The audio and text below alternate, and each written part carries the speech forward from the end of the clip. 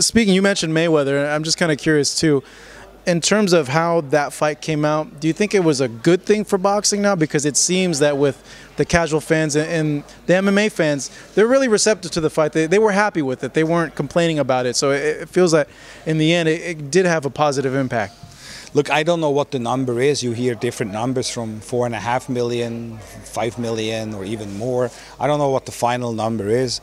But I have to say, when you charge $100 for a pay-per-view, you know, you are, even if you charge $60 or $70 for a pay-per-view, usually you have some people who complain after the fight, this was a rip-off, or this was this, or this was that. The fact that I have not read anywhere any comments where anybody felt they were ripped off. To the contrary, everybody was really very positively surprised about the quality of the fight, the quality of the entertainment. Everybody had a great time. I have not heard anybody complain about it. And so I think it's a great thing for boxing. I think it's a great thing for UFC as well, because their man, McGregor, did better than most anticipated. So they can be proud about their sport.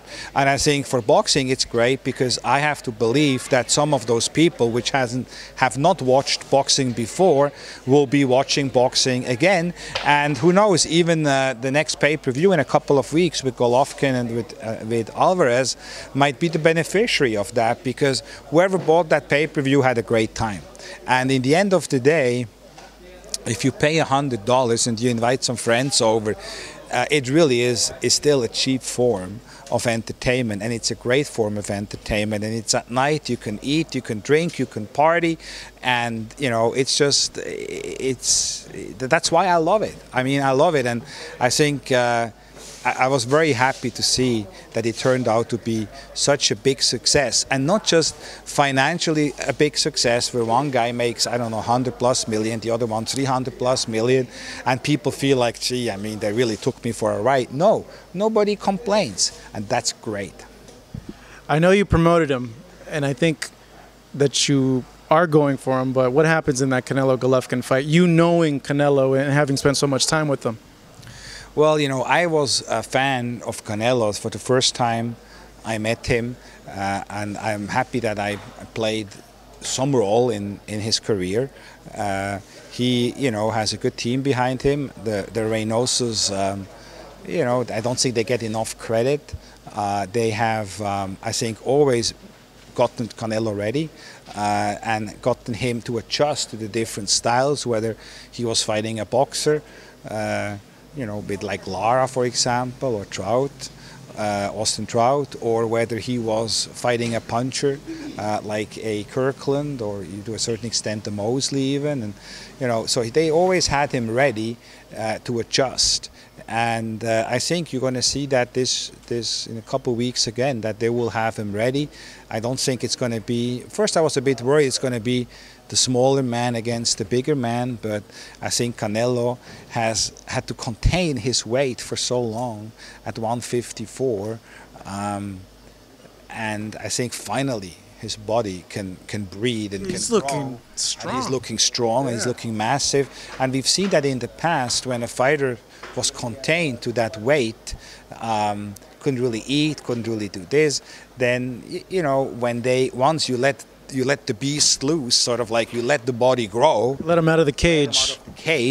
That don't tell Algeria that though. No, we don't want to say that. We don't want to use that. You know, we don't want to use that. We don't use the cage. The fireman. What was the fireman? The fireman. That was Teddy and Tim. Okay, okay. So we're not going to. Okay. Yeah, it was a little bit better. So a little bit better. So I think, you know, he is going to be much better. I can see him actually doing much better at 160 than he did at 154. So I think he, you know, I like him in this fight. But having said that, you know, you have with Golovkin a guy, even though his last two fights he got a bit criticized, but I think it was for Golovkin, after fighting so often, so much, which is great to keep him busy and so on. At one point, fighters get burned out as well. It's sort of like same old, same old, same old. And I think that's what it was a little bit with him. I think it was a little bit a lack of motivation for Golovkin, and he was waiting for so long for that Canelo fight, and was mentally like built up and then it didn't happen, and then built up and it didn't happen. And so he sort of like, I can see that he maybe had a bit of difficult time to really motivate himself for other fights. But now that fight is here, and you will see the best Golovkin you have ever seen. And so that's why I think it's a 50-50 fight. And I probably shouldn't promote the fight like that, because I have no financial interest, no interest whatsoever. But I'm a fan of the sport first and foremost, and it's definitely one of those fights I'm going to buy. All right, Richard, thank you so much. Thank you. Go ahead and feel free to let us know about the top pound-for-pound fighter signee right now. You know, you will see. You will see. Richard, as always, thank you so much. Really appreciate it. Here in Los Angeles, Marcos Villegas for Fight Up TV.